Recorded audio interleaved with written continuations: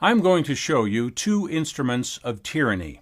The first is a gun, a symbol of force, violence, and destruction. This is not the best instrument of tyranny. This is the type of thing used by tyrants who are stupid, clumsy, and desperate. When the masses are being controlled by this, they can clearly see they must destroy or escape whoever is pointing this at them. The smart tyrants use the other instrument of tyranny, paper. The paper on which is printed the auto registration you must show, the proof of insurance you must show, the tax form that you must file, the permit or license that you must pay for, the application you must fill out. Whether we realize it or not, we only submit to this because we are being threatened by this. What if we knew they did not have this? Would we do this? I wouldn't. When we do this, we are really reacting to this, tyranny. But just as a gun can be pointed in two directions, paper can be used by all parties. How can you use the power of paper? One way is something called an affidavit. An affidavit seems simple and harmless. It's simply a sworn statement of fact signed by a notary. But a lot more people have been robbed with this than with this. A properly executed affidavit is law until it is rebutted by another affidavit. Suppose you send your mortgage lender an affidavit that says, you just discovered that the loan documents they asked you to sign have misrepresentations, lack of disclosure, or fraud. If you are wrong, you may go to jail for perjury. If you're right, you may get the deed to your house free and clear. An affidavit is a powerful thing. The author of an affidavit can take all the marbles. He can make the rules. In my affidavit, I can say, you hereby agree to pay me $50 a month unless you rebut this affidavit within 30 days. If you make the mistake of tossing that affidavit into your inbox and forgetting about it, 30 days later you are a slave to me. Under the law, $50 per month of your earnings belongs to me. That's the point of those cryptic notices from your credit card company.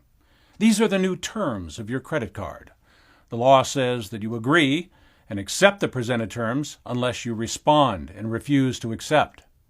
If you respond, you can change those rules all you want. All you have to do is respond.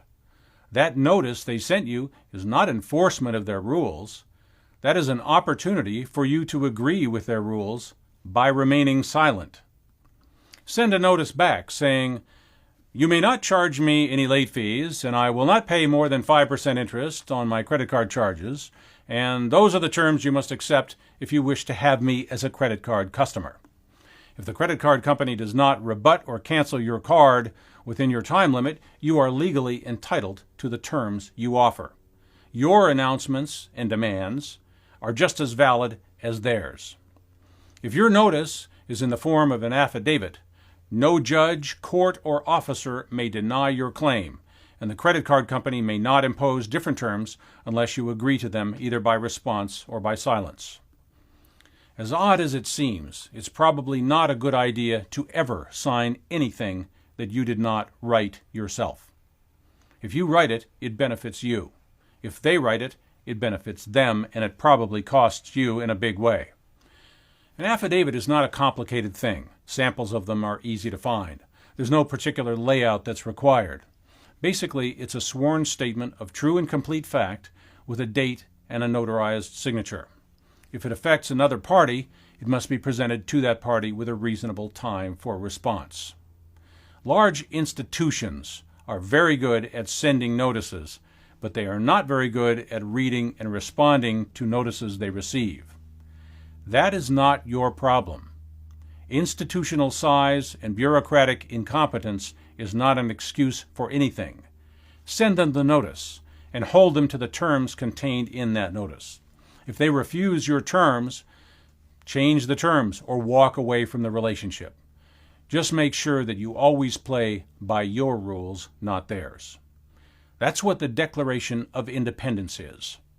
Our rules, not theirs. Just as tyranny comes in many forms, revolutions come in many forms. We can have a nice, nonviolent revolution. We can even do it all through the mail if we borrow a trick that institutions use against us. If this is used more effectively, then nobody will have to use this. but don't do it if you don't know what you're doing. Paper can be dangerous. I'm Jerry Day, and this is Matrix News Network.